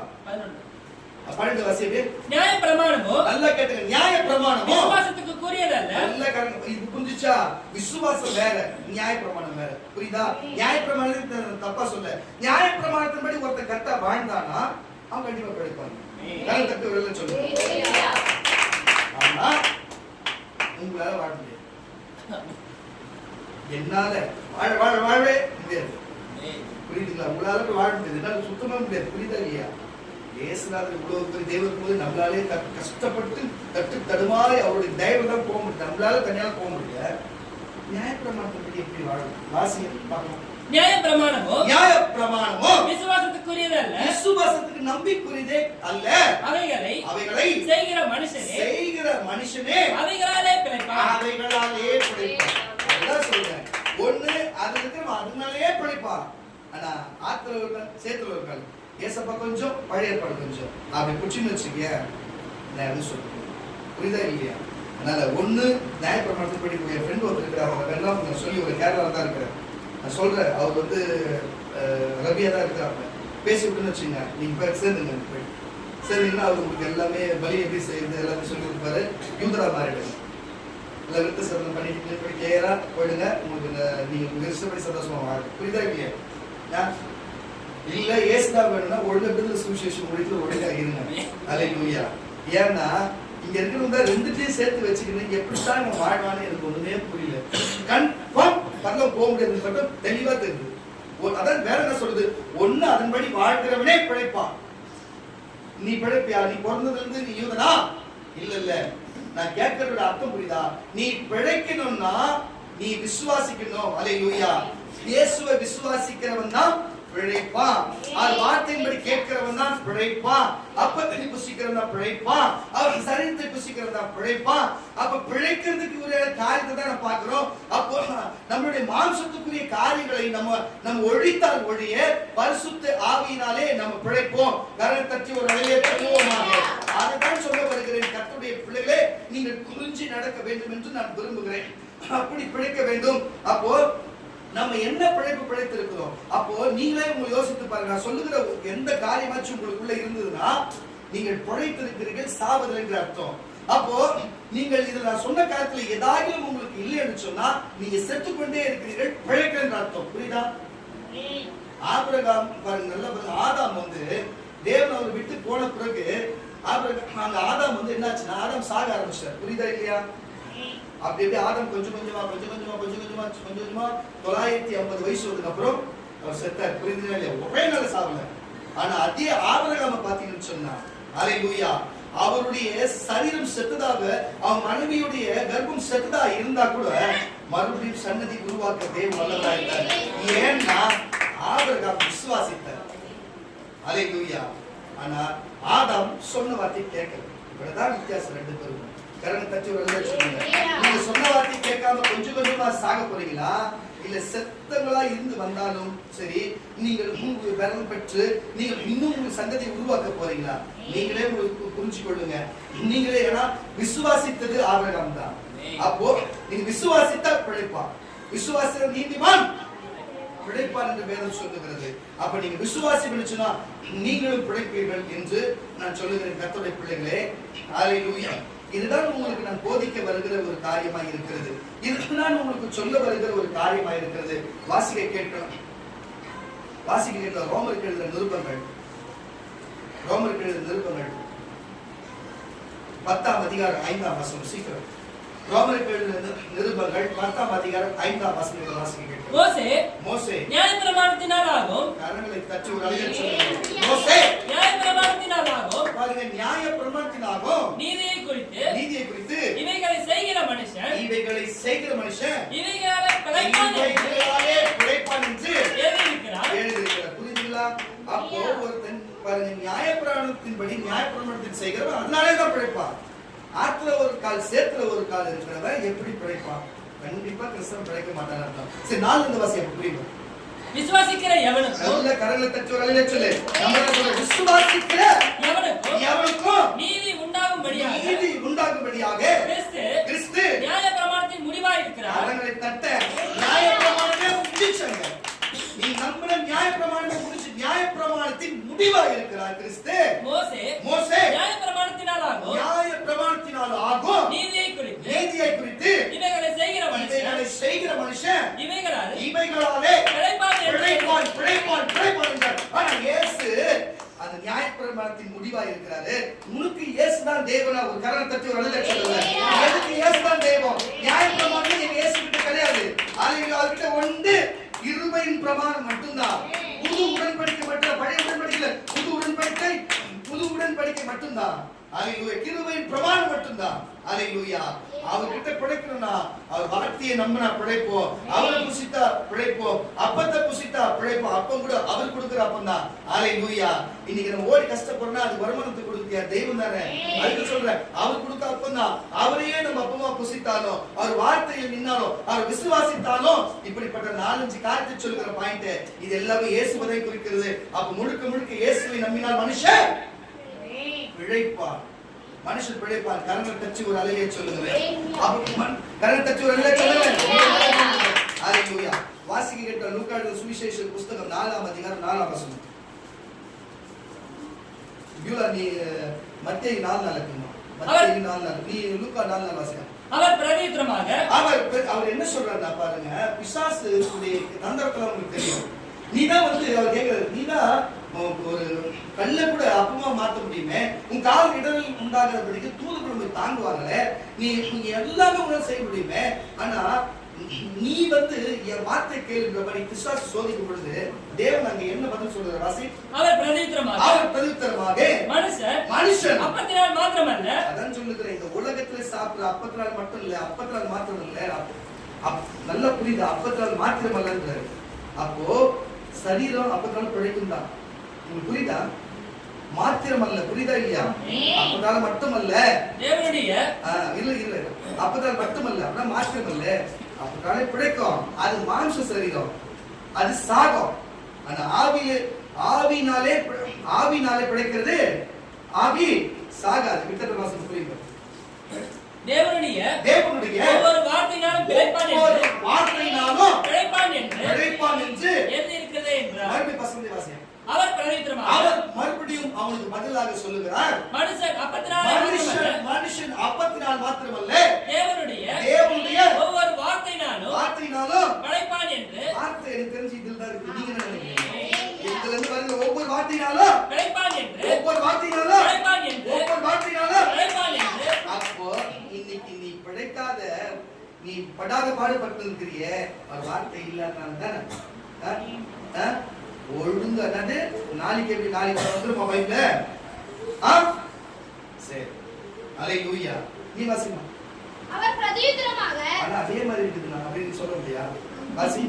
அவர் பிரதியுத்தரமாக மனுஷன் அப்பத்தினால் மாத்திரமல்ல தேவனுடைய வாயிலிருந்து புறப்படுகிற ஒவ்வொரு வார்த்தையினாலும் பிழைப்பான். அல்லேலூயா. அப்ப இதுல எழுதி இருக்குது. அப்ப எங்கேயோ எழுதிக்குது இல்ல, இங்கதான் எழுதிக்குது. இங்கதான் எழுதிக்குது. என் வார்த்தையும் என் வசனத்தை கை கொள்ளுகிறவனே என்னை நேசிக்கிற என் வார்த்தை வசனத்தையும் கை கொள்ளுவான். கடைசி நாள் என் வார்த்தை வசனமே நியாயம் தீர்க்கும். அப்ப வார்த்தைக்கு இவ்வளவு முக்கியத்துவம் கொடுத்து வார்த்தைக்கு இவ்வளவு காரியம் இருக்குன்னா வார்த்தையில ஜீவன் இருக்குது. அப்ப ஒரு மனுஷன் பிழைக்கணும்னு சொன்னா வார்த்தையை தானே பிழைக்க முடியும். அப்ப புரிஞ்சுக்கலாம் கத்தருக்குள்ள. நம்ம இங்க வரது எதுக்கு?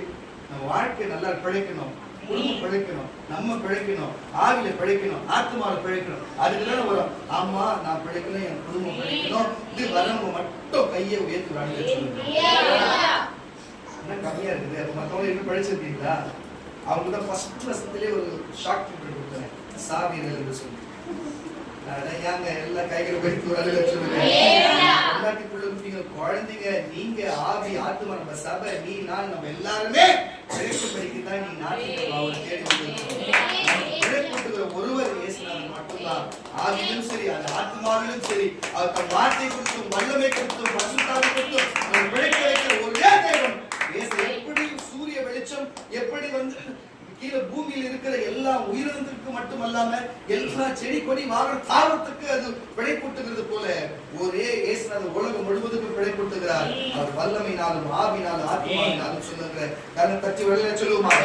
ஒருவேளை இங்க இருக்கிற எல்லாரையும் பிடிச்சி திட்டி இருந்தாரு. ஆமானவர் அழிக்க சொல்லுங்க. அப்ப எல்லாரையும் திட்டினாரு. உடனே நீங்க நினைச்சிருப்பீங்க, அண்ணன் தான் திட்டி இருக்கிறாரு அப்படின்னு சொல்லிட்டு இருக்கலாம். ஏன் நான் தான் திட்டேன்? ஊழியக்காரர் திட்டிருக்கலாம் நினைக்கலாம், அப்போஸ்தலர் திட்டிருக்கலாம் நினைக்கலாம், ஆவியானவர் திட்டிக்கலாம் நினைக்கலாம், இயேசுவை திட்டிருக்கலாம் நினைக்கலாம் இல்ல. அல்லேலூயா. அப்ப நீங்க எதை செஞ்சிருக்கிறீங்கல்ல? இப்போ ஆமே நல்ல சவுண்ட் தாமா. அல்லேலூயா. நது செஞ்சுக்கிறோம்ல, கரெக்டா சொல்லல சொல்லுது. பத்தியா பாத்தீங்களா? எதுக்கு இதை நான் சொல்றேன் கர்த்தருடைய பிள்ளைகளை?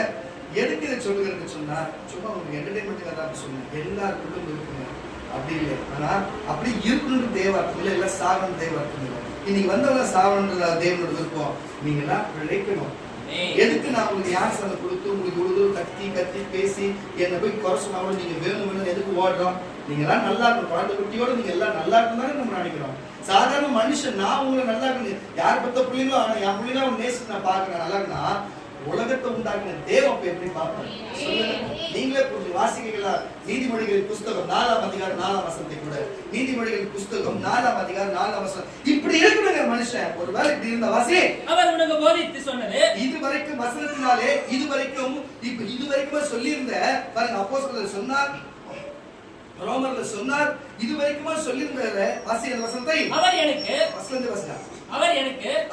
போதித்து சொன்னது உன்னுடைய இருதயம் என் வார்த்தைகளை காத்துக்கொள்ள தட்டி ஒரு அழிய சொல்லுகிறேன்.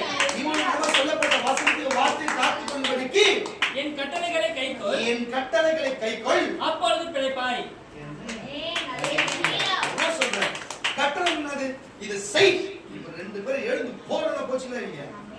அதுதான் கட்டளை. குற்றம் போச்சா இல்லையா? அது போகணும்னு தவறு உணர்ந்துட்டு குழந்தைங்க திருப்பி எப்போ கூட வந்து ஒன்றும் பிரச்சனை இல்லை. ஆனால் அது போகாம இருந்தா அது ஏன் பண்றது எது பண்றது அது நீங்க தெரிஞ்சிருக்காரு. அல்லேலூயா. அப்ப தேவன் அப்படிதான் பேசுகிறார். அப்போ கட்டளையும் கை கொள்ளுகிறதா எங்க இருக்குது? இந்த வேத வசனத்தில் இருக்குது. அல்லேலூயா. அவர் மத்தேயு, மார்க்கு, யோவான், லூக்கால சொல்லப்பட்ட மட்டுமல்லாம எல்லாத்திலும் தேவன் சொல்லியிருக்கிறார். வாசி வசனத்தை கூட அவர் எனக்கு போதித்து சொன்னதை உன் இருதயம், நீ கேட்டுக்கொண்டிருக்கிற கர்த்தருடைய பிள்ளை, உன்னுடைய இருதயம் என் வார்த்தைகளை வார்த்தைகளை காத்துக் கொள்ள கடவது, என் கட்டளைகளை கைக்கொள். அப்பொழுது பிழைப்பாய். இதெல்லாம் நீங்க பிழைக்கவே மாட்டீங்க. கை கொண்டாதான் பிழைப்பீங்க. கையில வசனமே இல்லாத எப்படி பிழைப்பீங்க? வார்த்தையே இல்லாத எப்படி பிழைப்பீங்க? கரெக்டான நான் பேசுறது. அது இல்லாத பிழைப்பு. அப்பொழுது பிழைப்பாய். அல்லேலூயா. அப்பொழுது பிழைப்பாய். வாசி விட்டது. ஞானத்தை சம்பாதி, புத்தியையும் சம்பாதி, என் வாயின் வார்த்தைகளை மறவாமலும் விட்டு விலகாமலும் இரு. அதை விட்டு விடாதே. அது உன்னை தற்காக்கும். அதன் மேல் பிரியமாயிரு. அது உன்னை காத்துக்கொள்ளும். ஞானமே முக்கியம். ஞானத்தை சம்பாதி. எண்ணத்தை சம்பாதித்தாலும் புத்தியை சம்பாதித்துக்கொள். நீ அதை மேன்மைப்படுத்து. அது உன்னை மேன்மைப்படுத்தும். கர்த்தருடைய பிள்ளைகளே, இதுதான் சொல்ல வருகிறேன். அவர் வார்த்தையை சம்பாதித்துக்கொள். அவர் வசனத்தின்படி நட. அவருடைய புத்தியின்படி கேளு. புரிஞ்சுக்கோ கர்த்தருடைய பிள்ளைகளே. அப்ப உன் குடும்பம் பிழைக்கும், உன் ஆத்மா பிழைக்கும், உன் சரீரம் பிழைக்கும். நீ பிழைப்பாய். கர்த்தர் உங்களுக்கு சரீரத்தின்படி பிழைப்பூட்ட வல்லவர். ஆவியின்படி பரலோகத்துக்கு கூட்டு போய் பிழைப்பூட்ட வல்லவராய் இருக்கிறார். தயவு செய்து புரிஞ்சு நடந்து கொள்ளுங்கள் கர்த்தருடைய பிள்ளைகளே. தேவன் இதைத்தான் எதிர்பார்க்கிறார். தேவன் இதைத்தான் பேசுகிறார். தேவனுடைய விருப்பப்படுகிற காரியம் இதுவாக இருக்கிறது. ஆமோஸ் எழுதின தீர்க்கதரிசன புஸ்தகம் 5ஆம் அதிகாரம்.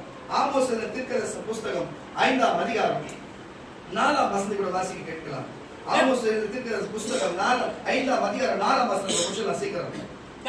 கர்த்தர் இஸ்ரவேல் வம்சத்தாருக்கு, பாருங்க, இஸ்ரவேல் வம்சத்தாருக்கு சொல்லுகிறது என்னவென்றால், பாருங்க கர்த்தருடைய பிள்ளைகளே, இந்த இஸ்ரவேல் ஜனங்கள் என்னதான் நியாயப்பிரமாணத்தை கொடுத்தாலும், எத்தனை சட்டத்திட்டங்களை கொடுத்தாலும், ஒவ்வொரு முறையும் கீழ்ப்படியாமல் போகிறது நிமித்தம் அந்த ஜனங்களை அழிக்கிறதே தேவனுடைய வேலையாய் இருக்கிறது. ஆனால் அழிந்து போகிற நேரத்திலும் தேவன் சில நேரத்தில் மனம் கசந்து இவர்கள் தேவனிடத்தில் மன்றாடி கேட்கிற வேளையிலே தேவன் மறுபடியும் மனம் இறங்கி அவர்களை பிழைக்க கர்த்தர் வைக்கிறார். ஆனால் ஒரு சில நேரத்திலே கர்த்தர் அதை செய்கிறது இல்லை. தயவு செய்து புரிஞ்சுக்கிட்டு வாசி. கர்த்தர் இஸ்ரவேல் வம்சத்தாருக்கு சொல்லுகிறது என்னன்னா, என்னை தேடுங்கள். அவர்களை தட்டி வரவே சொல்லுங்க.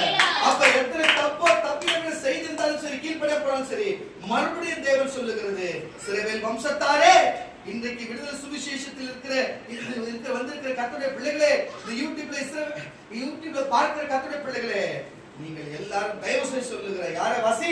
என்னை தேடுங்கள். அப்பொழுது பிழைப்பீர்கள். தேவனாகி கர்த்தர் சொல்லுகிறார், என்னை தேடுங்கள், அப்பொழுது பிழைப்பீர்கள். வசனத்தை வாசி, 6 வரை வாசி. பெத்தலை தேடாதீங்கள். பாருங்க, 4 தான் வாசிச்சேன். 5 6 சேர்த்து வாசி. புரியுது. பெத்தலை தேடாதீங்க.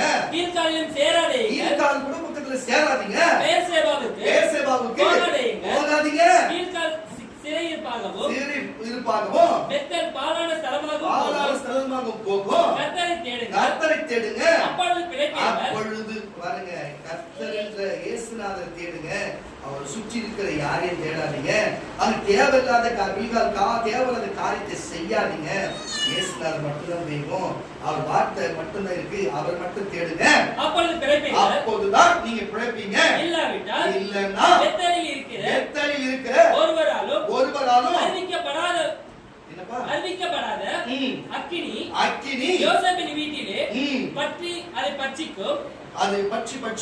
நியாயத்தை எட்டியாக மாற்றி நீதியை வில பண்ணுகிறவர்களே, நியாயமான காரியத்தை கசப்பாக மாத்திடுவேன். அவரை தேடுங்கள். அவர் அருமீன்களையும் மிருக சீரசத்தையும் உண்டாக்கினவர். அவர் மரண இருளை விடியற் காலமாக மாற்றி பகலை ராத்திரியாக அந்தகாரப்படுத்துகிறார். அவர் சமுத்திரத்தின் தண்ணீர்களை வரவழைத்து அவைகளை பூமியின் விசாலத்தின் மேல ஏற்றுகிறவர். கர்த்தர் என்பது அவருடைய நாமம். வாசிங்க. அரணான ஸ்தலத்தின் மேல் ம். பால் கடிப்பும் ம். வரத்தக்கதாக ம். அவர் கொள்ளை கொடுத்தவனையும் ம். பலத்தவனுக்கு விரோதியையும் ம். லகுவடைய பண்ணுகிறார். ம். ஒளிமுக வாசலிலே ம். கடிந்து கொள்ளுகிறவனை ம். அவர்கள் பகைத்து ம். யதார்த்தமாய் பேசுகிறவனை ம். வெறுக்கிறார்கள். ம். நீங்கள் அதுதான் கண்டித்து எவன் பேசுறவனோ அவன் பகிக்கிறாங்க. யதார்த்தமா பேசுறவனே வெறுக்கிறார்கள். ம். நீங்கள் ம். தரித்திரனை விதித்து போதும் கரங்க தட்டி வரவே சொல்லுவாங்க. நான் சொல்லுகிற ஒரே ஒரு காரியம், தேவன் இருக்கிற இடத்துல பல காரியம் இருக்கும். அதெல்லாம் செய்யணும்னு அவசியம் இல்லை. தேவன் ஒருவரே தேவன். அவர் மட்டும்தான் உன்னையும் என்னை பிழைக்க வைக்கிறது. இன்னைக்கு உலகத்துல பல்வேறு இடங்களில் செய்யலாம். கர்த்தர் ஒரு நாள் புரிய வைப்பார். ஆனா வெளியில இருந்து அப்படி செஞ்சவங்க வந்து இங்க மனம் திரும்பி இயேசு ஏற்றுக்கொண்ட காலம் மாறி இங்க இருந்து போயிருக்கணும்னு சொன்னா என்னவோ என்ன சூழ்நிலையோ பார்க்கலாம். முடிவு என்னதான் நடக்குதுமா ஒரு 10-15 நாள் டைம் கொடுத்தா பார்க்கலாம். என்ன சொல்றீங்க? பார்த்து முடிவு பார்க்கலாம். திருப்பி சேர்த்துலாமா வேணாமா? சொல்லுவோம். எதுக்கு சொல்லுன்னு சொன்னா இப்படிப்பட்ட காரியம் இருக்குது. ஆனாலும் நீங்க சொல்லி நீ இப்படிதான் பேசுவாங்க வந்தா சேர்ந்து சொல்லுங்க. நான் என்ன சொல்றது வேற வசமா தான் சொல்லி பாருங்க. எசேக்கியேல் தீர்க்கதரிசன புஸ்தகம் 33ஆம் அதிகாரம். எசேக்கியேல் தீர்க்கதரிசன புஸ்தகம் 33ஆம் அதிகாரம் 33ஆம் அதிகாரம் 10 இருந்து 16ஆம் வசனம் வரை வாசிங்க. அப்படி தேவனுக்கு கீழ்ப்படியாத போனவரா இருந்தாலும் சரி, ஒருவேளை மனம் திரும்பினா, இன்னைக்கு நான் சொல்லுகிறேன், ஒருவேளை அவர் கீழ்ப்படியாத, ஒரு வார்த்தைக்கு கீழ்ப்படியாத, அவருக்கு மாம்சத்துக்குரிய காரியத்தை மட்டும் முக்கியமா எண்ணி தேவனை தேடாம நேரம் இல்லாம பாருங்க.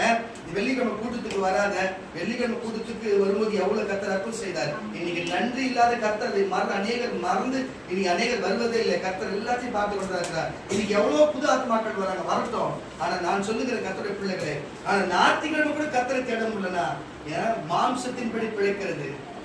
எல்லாத்தையும் கொடுத்தது தேவன் தான். கொடுக்கும் தெரியும், எடுக்கும் தெரியும் என்பது புரிஞ்சுக்கொள்ளும் கர்த்தருடைய பிள்ளைகளே. அநேகர் அப்படித்தான் தெய்வத்துக்கு முக்கிய தெய்வத்தை கனப்படுத்த வேதம் சொல்லுகிறதா, நீங்கள் என்ன கனப்படுத்துங்கள் நான் உங்களை கனப்படுத்துறேன். அதனால முதல் கனப்படுத்த வேண்டியது தெய்வங்க. அவருக்கு செய்ய வேண்டிய கடமை கரெக்டா செஞ்சுனா அவருக்கு நம்ம கொடுக்க வேண்டிய கருத்தை நீ கேட்கலாம் கொடுப்பார். நீ நினைப்பதற்கும் வேண்டுவதற்கும் மேலாய் கிரி செய்கிற தேவன். அல்லேலூயா. அப்படிப்பட்ட தேவன் அவர். ஆனா இன்னைக்கு நடந்த சோத்துக்கும் ஒரு பணத்துக்கும் தேவன் தேடி ஓடுகிற காலமா இருக்கிறது. அவர் சொல்ல முதலாவது என் ராஜ்யத்தின் நீதியின் தேடுங்க, எவையாவும் கூட கொடுக்கப்படுறாரு.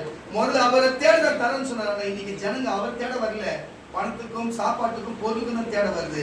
அந்த சிந்தனையை மாத்திரம் தான் பார்க்கலாம். இவர் திருவிருந்து யார் இந்த ஜனங்க ஆளுநரசு காணும் தெரியல. சீக்கிரம் கூட வரலாம். கர்த்தர் எல்லாத்தையும் பார்க்கலாம். கிட்டது வாசியம். மனுபுத்திரனே, நீ இஸ்ரவேல் வம்சத்தாரை நோக்கி, எங்கள் துரோகங்களும் எங்கள் பாவங்களும் எங்கள் மேல் இருக்கிறது.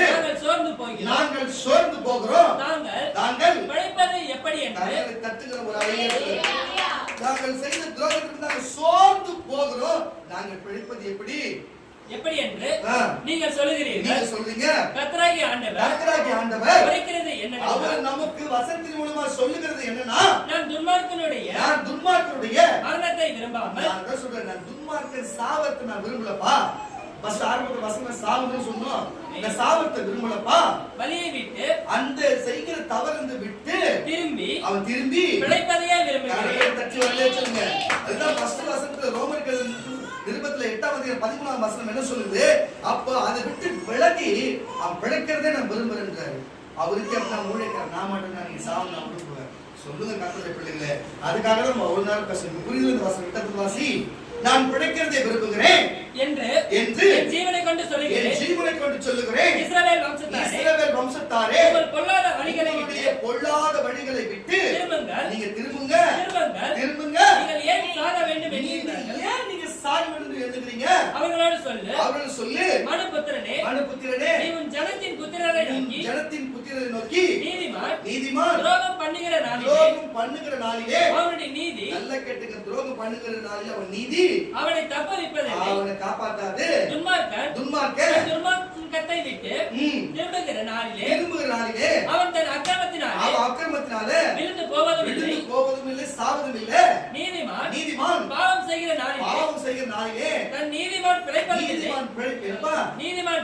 இல்லை. பிழைக்கவே பிழைப்பா பிழைப்பாய் என்று பிழைக்கவே பிழைப்பாய் என்று நான் நீதிமானுக்கு நான் சொல்லும்போது நீதிமானுக்கு சொல்லும்போது அவன் தன் நீதியை நம்பி அநியாயம் செஞ்சா அவனுடைய நீதியிலே அவன் நீதி ஒன்றும் நினைக்கப்படுவதில்லை. அவன் செய்த தன் அநியாயத்திலே சாவா பின்னும் சாகவே சாவா என்று தன் துன்மார்க்கனுக்கு சொல்லும்போது அவன் தன் பாவத்தை விட்டு திரும்பி நியாயமும் நீதியும் செய்து துன்மார்க்கன் தான் வாங்கின அடமானத்தையும் தான் கொள்ளையிட்ட பொருளையும் திரும்ப கொடுத்து விட்டு கொள்ளையிட்ட பொருளை பேசுற வார்த்தையை திரும்ப கொடுத்து விட்டு அநியாயம் செய்யாதனா ஜீவ பிரமாணங்களிலே நடந்தால் அவன் சாகாமல் கிடைக்கவே பிழைப்பான்.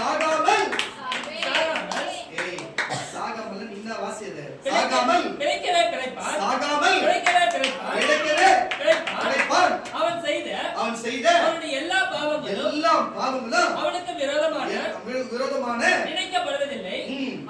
அவன் நீதியும் செய்தான் என்று பிழைப்பான் என்று சொல்லு. பிழைக்கவே பிழைப்பான் என்று சொல்லு. சொல்லுகிற மன்னிப்பு ஏற்கனவே செஞ்சியா ஏற்கனவே செஞ்ச மன்னிப்பு கேட்டு இனி செய்ய மாட்டேன் ஒப்புற வாய்த்து நீ பிழைக்கணும்னு பாரு. உன் ஆவி பிழைக்கணும், ஆத்மா பிழைக்கணும், சரீரம் பிழைக்கணும், உன் குடும்பம் பிழைக்கணும், பொண்டாட்டி பிள்ளை குட்டிங்க பிழைக்கணும், உன் சபை பிழைக்கணும், சபையார் பிழைக்கணும். தயவு செய்து புரிஞ்சு கொள்ளுங்க கர்த்தருடைய பிள்ளைகளே. பிழைக்கணும்னா அவர் விசுவாசித்தால் நீதிமான் பிழைப்பான். அல்லேலூயா. நீ மாம்சம் புசித்தால் பிழைப்பாய், நீ வார்த்தையின்படி நடந்தால் பிழைப்பாய். அவர் வார்த்தையின்படி அவர் என்னிடத்துல இருந்தா பிழைப்பார், அவர்கிட்ட போனா பிழைப்போம், அவர் சரித்தை புசித்தால் பிழைப்போம். புரியுதா இல்லையா கர்த்தருடைய பிள்ளைகளே? அப்போ இவ்வளோ காரியம் செஞ்சாலும் பிழைக்க முடியும். ஒருத்தர் அப்பத்தினால் மட்டும் பிழைக்கிறது இல்லை. புரியுதா இல்லைங்களா உங்களுக்கு? மனுஷன் அப்பத்தினால் மட்டும் இல்ல, தேவனுடைய வாயில பொருட்கள் ஒவ்வொரு வார்த்தையினாலும் பிழைப்பான். அப்ப மாம்சமும் நமக்கு அப்பமும் வேணும்.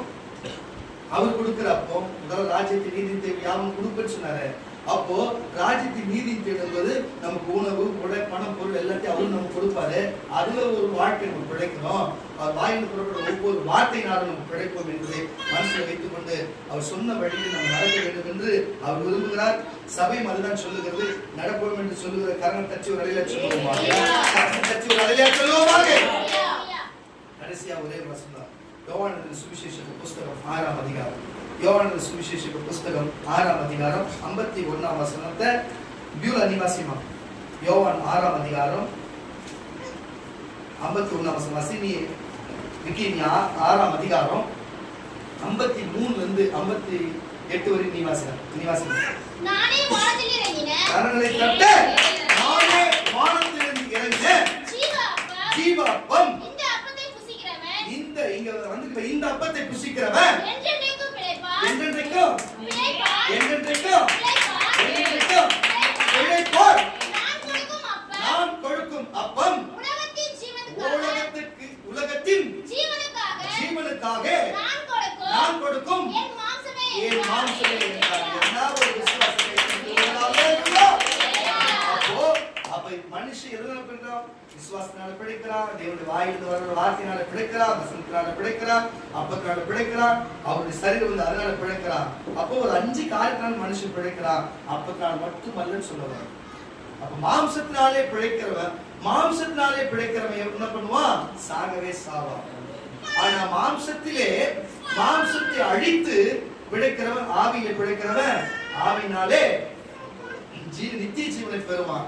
கரணம் தட்டி உடனே சொல்லுவோம். ஹல்லேலூயா. இப்போ என்ன பண்றாது? ரோமர்கள் நிருபம் 8ஆம் அதிகாரம் 13ஆம் வசனம். ரோமர்கள் நிருபம் 8ஆம் அதிகாரம் 13ஆம் வசனம். மாம்சத்தின்படி பிழைத்தால் அதான் சொல்றேன். உலகத்தின்படி பச்சரிசி சோறு கோதுமையோ அப்போ எதை சாப்பிட்டாலும் ஒரு நாள் 85, ஒரு நாள் 95, ஒரு நாள் 100 வந்தா சாவீர்கள். ஆவியினாலே இன்னைக்கு வந்திருக்கிற பாரு, ஆவியினால் கிறிஸ்தவராகிய நமக்கு சொல்ற இந்த பரிசுத்தாய் பெற்றவங்க, அந்நிய பாஷை பெற்றவங்க, வரம் பெற்றவங்க தெரியும் பாருங்க. இவங்கதான் அவங்களுக்குள்ளதான் இந்த ஆவி வாசிமா. ஆவியினாலே சரீரத்தில் இருக்கிற பாருங்க மாம்ச செய்கைகளை அதை அழித்தால் கரங்களை தட்டி எதனால ஆவியினால அழித்தால் பிழைப்பீர்கள். அப்ப அதை அழிக்கணும்னா பரிசுத்த ஆவி வேணும், அந்நிய பாஷை வேணும். பரிசுத்த ஆவி இருக்கிறவங்க அந்நிய பாஷை இல்லைன்னா பெற்றுக்கொள்ளுங்க, அந்நிய பாஷை மட்டும் பரிசுத்த ஆவி இல்லைனாலும் பெற்றுக்கொள்ளுங்க. இது ரெண்டுமே இல்லைன்னா நான் எதுவும் சொல்றதுக்கு இல்லை. ஊழியக்காரர் இருக்கிற, தேவன் இருக்கிற, சபை இருக்கு, கேளுங்க, ஜெபிப்போம். கர்த்தர் உங்களுக்கு பரிசுத்த ஆவியை கொடுப்பார். அந்த நம்பிக்கையோடு இருந்தா நீங்களும் பிழைப்பீர்கள், உங்க ஆத்மா பிழைக்கும். கரங்களை தட்டி விளையாட சொல்லுங்க. அப்ப இவ்வளவு நேரமா பேசின ஒரே ஒரு கருப்புள்ளிய இப்ப வாசிச்சு முடிச்சிடலாம். வாசிப்பாங்க. அதற்கு இயேசு அவர்களை நோக்கி நீங்கள் மனுஷகுமாரனுடைய மாம்சத்தை புசியாமலும் அவருடைய இரத்தத்தை பானம் பண்ணாமலும் இருந்தால் உங்களுக்குள்ளே ஜீவன் இல்லை என்று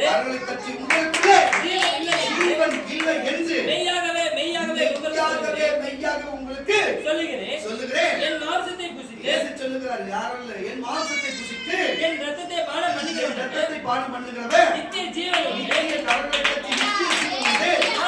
நான் அவனை கடைசி நாளிலே எழுப்புவேன். என் மாம்சம் மெய்யான போஜனமாய் இருக்கிறது, என் இரத்தம் மெய்யான பானமாய் இருக்கிறது. என் மாம்சத்தை புசித்து என் இரத்தத்தை பானம் பண்ணுகிறவன் என்னிலே நிலைத்திருக்கிறான், நானும் அவனிலே நிலைத்திருக்கிறேன். ஜீவனுள்ள பிதா என்னை அனுப்பினது போல நான் பிதாவினால். இங்கதான் பாயிண்ட் வருது. ஏன்னா அவரும் பிழைத்திருக்கிறார். ஏன்னா அவரு சாகல, நானும் பிழைத்திருக்கிறேன். நீ சாகல, நீ பிழைத்திருக்கிற. ராசி நான் பிதாவினால் பிழைத்திருக்கிறது போலவும் நான் ஒரு விசுவாசம். நான் பிதாவினால் பிழைத்திருக்கிறது போலவும் என்னை புசிக்கிறவனும் என்னாலே பிழைப்பான். வானத்திலிருந்து இறங்கின அப்பம் இதுவே. இது உங்கள் பிதாக்கள் புசித்த. பாருங்க, நியாயப்பிரமாணத்தின்படி புசித்தவர்கள் புசித்தாங்க. ஆனா புது உடன்படிக்கையின்படியும் பாருங்க இயேசுவின் பிரமாணத்தின்படி பிழைத்திருக்கிறோம். நமக்கு அவங்களுக்கு என்ன வித்தியாசம்? உங்கள் பிதாக்கள் நியாயப்பிரமாணத்தின்படி வாழ்ந்த பிதாக்கள் புசித்தார்கள். மன்னாவை போல இது அல்ல. அவர்கள் மரித்தாங்களே. இந்த அப்பத்தை புசிக்கிறவனோ, இங்க வந்து இந்த அப்பத்தை புசிக்கிறவனோ என்றென்றைக்கும் பிழைப்பான் என்றார். ஹல்லேலூயா. அதுதான் சொல்லுகிற கர்த்தருடைய பிள்ளைகளே. இப்போ எப்படி? அப்ப இந்த வசனத்தை பாருங்க. வார்த்தையினால பிழைப்பான், வசனத்தினால பிழைப்பான், விசுவாசத்தினால பிழைப்பான், அப்பத்தினால பிழைப்பான், அவருடைய சரீரத்தினால பிழைப்பான். இயேசு சொன்னார், என்னாலையும் பிழைப்பான் என்று சொன்னார். அவராலையும் பிழைப்போம். கிட்டத்தட்ட 6 பாயிண்ட் இருக்கு. அப்போ மாம்சத்தின்படி இன்னைக்கு உலகத்துல பணக்காரன் சொல்லப்படுகிற எத்தனையோ பேர் விலை உயர்ந்த ட்ரை ஃபுட்னு சொல்லப்படுகிற காரியத்தை அவங்க முந்திரி பருப்பும் திராட்சையும் விலை உயர்ந்து சாப்பிட்டாலும் சரி, தங்க வஸ்பத்தை சாப்பிட்டாலும் சரி, அவங்க டயட்ல இருந்து பல வகைகளை சாப்பிட்டாலும் சரி, மருந்து போடாத அரிசிகளை சாப்பிட்டாலும் சரி, ஒரு நாள் அவங்க சாவாங்க. ஹல்லேலூயா. நீ ரேஷன் அரிசி சாப்பிட்டாலும் சரி, இங்க இருக்கிற கலப்படமா இருக்கிற எண்ணெயில சுட்ட சாப்பாடு சாப்பிட்டாலும் சரி, ரேஷன் அரிசி சாப்பிட்டாலும் சரி, நீ கையில கிடைக்கிறதுக்கு எது சாப்பிட்டாலும் சரி, ஆனா நீங்கள் பிழைப்பீர்கள். அதுதான் விஷயம். ஏன்னா எதை சாப்பிட்டாலும் மாசமானா அவரே சாப்பிடுறீங்க. தினந்தோறும் அவர் வார்த்தையை சாப்பிடுறீங்க. ஹல்லேலூயா. வசனத்தை சாப்பிடுறீங்க, அவரே சாப்பிடுறீங்க. ஹல்லேலூயா. அவர் கொடுக்கிற உணவை புசிக்கிறீங்க. அப்ப நீங்க ஆவியினாலும் மட்டுமல்ல மாம்சத்திலும் பிழைப்பீர்கள், ஆவியிலும் பிழைப்பீர்கள். மாம்சத்துக்குரிய கொள்ளாத காரியங்கள் ஆவியினாலே ஒழித்து ஆவியினாலே நீங்கள் பிழைப்பீர்கள். அப்போ மாம்சத்தினால் மனுஷன் பிழைக்கிறது தேவனுடைய வாயில் புறப்பட்ட ஒவ்வொரு வார்த்தையினாலும் பிழைப்பான். ஹல்லேலூயா. அப்ப தெளிவா புரிஞ்சுச்சுக்கலாம் கர்த்தருடைய பிள்ளைகளே. அப்ப இதுக்கு முன்னாடி தவறுகளோ இஸ்ரவேலர்கள் செய்தது போல, இசைக்கேல் புஸ்தகத்துல வாசித்தது போல, ஆமோஸ்ல வாசித்தது போல நம்ம கீழ்ப்படிந்த தேவனுடைய நோக்கமெல்லாம் நம்ம சாக வேண்டும் என்ற விருப்பம் அல்ல. அது விலகி வந்தா அவங்களுக்கு பிழைக்கும்படி செய்ய வேண்டும் தேவ விருப்பமாக இருக்கிறது. பழைய பாட்டும் சரி, இப்பவும் அப்படிதான். நீங்கள் பிழைக்க வேண்டும் என்று விரும்பினால் ஒரு ஹல்லேலூயா சொல்லுங்க. நீங்கள் பிழைக்க வேண்டும் சொன்னால் அவர் சரீரம் இருக்கிறது, அவர் ரத்தம் இருக்கிறது. நீங்கள் அதுக்காக நீங்கள் காத்திருந்து பெற்றுக்கலாம். உங்களுக்கு ஆவி இல்லை, ஆத்மா இல்லை, சரீரம் இல்லை என்று சொல்லாம அவருடைய சரீரம் இருக்கிறது, உங்களுக்கு ஆத்மா இருக்கிறது, பரிசுத்த ஆவியானவர் பெற்றுக் கொள்வீர்கள் என்று சொன்னார். அந்நிய பாஷை வரும். நீங்க எல்லாத்திலும் பிழைப்பீர்கள். நான் ஒண்ணு சொல்றேன், உலக மனுஷன் உங்களுக்கு எந்த நேரத்திலும் ஒரு வேற்றுமை இருந்து கொண்டே இருந்தது, பேச்சிலும் பழக்கத்திலும் சரி. இன்னைக்கு இதை சாப்பிட்டு நீ போற பெத்த தாய் தகப்பன் மனைவி பிள்ளை குடும்பம் முழுவதுக்கும் பாருங்க, நீ அங்க போய் என்ன கத்துக்கணும்? உங்க ஊழியக்காரன் என்ன சொல்லி கொடுத்தா? உனக்கு என்ன சொல்லி கொடுத்தா? ஊழியக்காரன் சர்ச்சில் என்ன சொல்லி கொடுத்தாங்க? ஏசு என்ன சொல்லி கொடுத்தாங்க? ஒரு பாருங்க பாருங்க, உங்க யூக்குளுக்கு இல்லாம உங்களுக்கு கீழே இருக்கிறவங்க, நீனாச்சும் நித்தியச்சீரில் இருக்கிற பாவமணி பரவராஜ் நித்தியச்சீர் பெற்றிருக்கிற, ஆனா அதை கூட அறியாதவங்க உங்களை பார்த்து ஒரு வார்த்தை கேட்கறாங்கன்னா சொல்லுங்க, அது எவ்வளவு ஒரு அசிங்கமா இருக்குமா? இருக்காது இருக்கும்ல. அப்ப நம்ம எப்படி நடத்துங்க? கிறிஸ்தவன் தான் ஒவ்வொரு நாளும் புதுப்பிக்கப்படணும். கிறிஸ்து ஒரு புதிய பாருங்க, கிறிஸ்துக்குள்ள இருந்த ஒரு மனுஷன் புதிய சிருஷ்டியா இருக்கலாம், புதிய படைப்பாளர். ஒவ்வொரு நாளும் பேசும் பொழுது ஒரு மாறுதல் தெரியுங்க. தயவுசெய்து சொல்ற, நேற்று வரையே போய் நீங்க பேச்சை கேட்டு போங்க, நீங்க நல்லா இருக்கீங்க. குடும்பத்தில் இருக்கிற ஒவ்வொரு நபர்கிட்ட பேசும்போது பேச்சு கரெக்டா இருக்கும், சபைக்குள்ள பேசும்போது பேச்சு கரெக்டா இருக்கும், வெளியில வேலையிலும் சரி, நடந்து வரும்போதும் சரி கரெக்டா இருக்கும். பார்வை, நட, உட, பாவனை எல்லாத்திலையும் சரி கிறிஸ்தவ இந்த காரியத்தில் இருக்கும். நீ மட்டும் மற்றவர்களை போல உலகத்தில் தான் இந்த உனக்கு கிறிஸ்தவன் தான். அப்ப வீட்டுல இருக்கிற கேட்பான், உன் ஊழியக்காரனா சொல்லி அனுப்பிச்சான். ஊழியக்காரன் இயேசு சொன்னாரு, உன்னை ஏற்றுக்கொள்ளுகிறான், என்னை ஏற்றுக்கொள்ளுகிறான், என்னை ஏற்றுக்கொள்ள என்னை அனுப்பின பிதாவை ஏற்றுக்கொள்ளுறான். அப்போ உங்க வீட்டுல இருக்கிறவங்க என்ன திட்டினான்னா என்னையா திட்டுறான்? சொல்லு, ஏசப்பா தான் திட்டுறான். அப்போ உன்னால ஏசப்பா திட்டுவாங்கம்மா, புரியுதா இல்லையே? எங்களுக்கு அப்படிதான் வசனம் சொல்லுது, உன்னை ஏற்றுக்கொள்ளுங்க, என்னை ஏற்றுக்கொள்ளுறாங்க, உன்னை உதாசீனப்பட்ட என்ன உதாசீனப்பட்டான், புரியுதா இல்லையா? அப்போ சொன்னார், ஒருவன் ஒரு கணத்தில் அறிந்தால் அவருக்கு மறு கணத்தை உன்னை நேசிக்கிறது ஒரு பிறருக்கு நேசி சொன்னார். உயிரிழந்த அன்பு செலுத்துங்க. தயவுசெய்து சொல்ற, குடும்பத்துல அன்பு செலுத்தாம போனா என்ன பண்ண? நம்ம சிநேகிதர், நம்ம வீட்டுல இருக்க சகோதர சகோதரி நேசிக்காம, தகப்பன் தாய் நேசிக்காம போனா எங்க போறது? சொல்லு, நான் நேசிக்கிறேன், நல்லா இருக்கேன், நல்லா இருக்கு, வெளியில எல்லாம் போய் சொன்னா என்ன? வீட்டு குடும்பத்துல செய்யலாம், வேற சொல்ல குடும்பத்துல நடத்துறது மொழி எப்படி செய்யலாம்? சொல்லு, ஒவ்வொரு நாளும் பாடுதான். நான் சொல்லுகிறேன், கத்தோட தயவுசெய்து சொல்லுகிறேன், இன்னொரு தடவை குடும்பத்தை ஆளு என்கிட்டயோ இல்ல சபையோ இல்ல மத்தவங்கிட்டயோ சொன்னாங்கன்னா அந்த பாவம் தான். ஏன்னா அவங்க என்ன சொல்ல, என்ன ஏற்றுக்கொள்ளுகிறவன் என் பிதாவை ஏற்றுக்கொள்றான். புரியுதா இல்ல? உனக்கு எதனாலும் எனக்கு தான் பேசினாரு, புரியுதா இல்லையா? வேற அப்படிதான் சொல்லுது. அப்போ ஊழியக்காரனா சொல்லி கொடுத்தான், நீ என்ன பண்ண அப்படின்னு கேட்டு என்ன மன கஷ்டப்படுறவங்க நடந்தா அது இயேசு மன கஷ்டப்படுறவங்க தான். அது என்னால உன்னால என்பதை புரிஞ்சு கொள்ளுங்க. யாரும் உங்களை விடுதலை சுவிசேஷம் படிச்சுங்களா? அது ஜாமனா பேய் ஓடுங்க.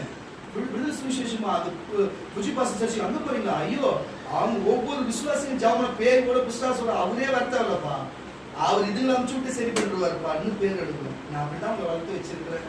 கடவுளுக்கு தெரியும், என் ஆண்டவர் சாட்சி அதுக்கு. நான் என் பிள்ளைங்களை ஒவ்வொருத்தையும் கருத்து சொல்லி கொடுத்து, வார்த்தை கொடுத்து, கிருபை கொடுத்து, தேவன் அப்படி பிள்ளைங்களுக்கு அப்படி ஊழியத்தை கொடுத்து நான் நடத்துறேன். ஆனா ஒண்ணு கூட அதை செய்ய மாட்டேங்குது. போய் உலகத்துல மட்டமான பசங்க எப்படி அது கூட மட்டமா போய் இருக்கிறது தவிர ஒண்ணு கூட நல்ல பேர் எடுத்துட்டு வந்து எனக்கு நல்ல பேர் அப்பா அவங்க அந்த பொண்ணா இந்த பையனா ஒன்னாச்சு செய்தா தலையிலே அச்சுன்னு போயிட்டாமா? சரிதான், நம்மளுதான் நேற்று வரை வேற, இன்னிலிருந்து செய்வீங்களா? கரண் தட்டு எதாவது கரண் தட்டு சொல்லு. எதுக்கு இதை சொல்றேன் கத்துடைய பிள்ளைகளை? ஏன் இதை உங்களுக்கு சொல்லுகிறேன்னு சொன்னா, ஏன்னா உங்களுக்கு வார்த்தை இல்லைங்க, இல்லைன்னா இல்லை பாஸ்டர் எனக்கு இன்னும் கொஞ்சம் வர வேணும், இன்னும் பலன் வேணும், இன்னும் திருப்ப வேணும், ஜபா எதனா வேணும்னா பாருங்க அழற குழந்தைங்க தான் பால் குடிக்கும், கரெக்டா இல்லையா? நீங்க கேட்கறது தான் கிடைக்கும், கேளுங்கள் அப்பொழுது பெற்றுக்கொள்வீர்கள் என்று சொல்ற. தட்டுகள் உங்களுக்கு திறக்கப்படும், கேட்கிறது எவ்வளவு பெற்றுக்கொள்ளுகிறான், என் நாமத்தில் எதை கேட்டு அதை பெற்றுக்கொள்வீர்கள் என்று சொல்லுகிறாரு. அல்லேலூயா. அப்ப நீங்க எவ்வளவு எனக்கு கேட்கலாம், என்கிட்ட சொல்லல வழியில சொல்லுங்களேன். அப்ப வரம் வேணுமா, கிருபை வேணுமா, என்ன வேணும் பெற்றுட்டு போயிட்டு குடும்பத்துல ஃபர்ஸ்ட் நல்லா இருங்க, குடும்பத்துக்கு பேச்சு கேளுங்க, நல்லா இருங்க. வெளியில பாக்குறவங்க பேசுறவங்க இல்ல, ஐயோ அந்த பொண்ணு அந்த பையன் அவங்க ஜாமனா இப்படி இருக்கும் தெரியுமா, அவங்க நோய்க்கு ஜாமனா சரியாயிடும், அவங்க சுவிசேஷம் சொல்லுவாங்க, அப்படி இப்படி இந்த பொண்ணு இந்த பையனே எப்படின்னா அவங்க பாஸ்டர் எப்படிப்பட்டவரு, அப்ப அந்த பாஸ்டரோட தேவன் எப்படிப்பட்டவர் என்று சொல்ற மாதிரி நீங்க தாங்க சாட்சியா இருக்கணும். நீங்க தாங்க சாட்சியா இருக்கணும்.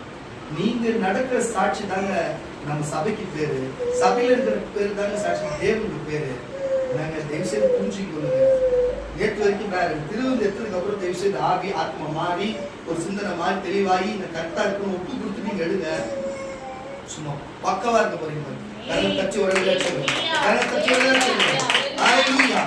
பாருங்க எல்லாம் மாறி மாறி சகோதரிகள் சகோதரிகளை சகோதர சகோதரர் மாறி மாறி கால் கழுவினர்கள் கை கால்கள் கழுவினர்கள் எனக்கு வலது பக்கத்துல சகோதரி